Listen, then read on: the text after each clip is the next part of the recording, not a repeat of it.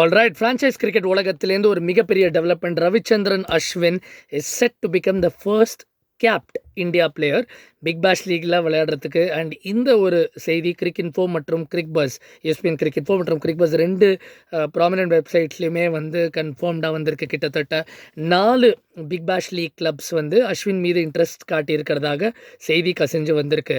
அதில் 2 Sydney clubs, Sydney Thunder மற்றும் Sydney Strikers, அப்புறம் ரிக்கி பாண்டிங்கோட Hobart Hurricanes and Adelaide Strikers.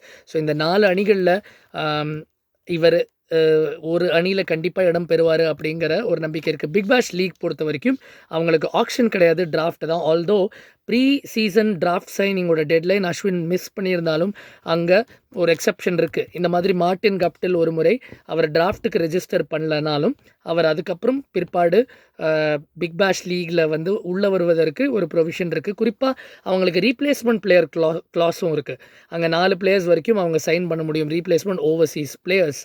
So December 14 January 25 big Bash லீகில் கடைசி ஒரு 3-4 மேட்ச் தான் அஸ்வின் விளையாட போகிறதா ESPN கிரிக்இன்ஃபோ வந்து தகவல் சொல்கிறாங்க. அதற்கு காரணம் என்னென்னா, அவர் ILT20க்கும் ரெஜிஸ்டர் பண்ணுறாரு. $120, 120,000, அதாவது நம்ம இந்திய கரன்சியில் பார்த்தா 10 கோடிக்கு மேலே அவர் வந்து தன்னோட பேஸ் ப்ரைஸாக போட்டிருக்காரு முதல் ILT20 ஆக்ஷனுக்கு. அந்த ILT20 ஆக்ஷன் நடைபெற உள்ளது UAEயில் அக்டோபர் 1 ஸோ அந்த ILT20க்கு அவர் முழு சீசன் விளையாடுறதுக்கு கமிட் பண்ணியிருக்காரு.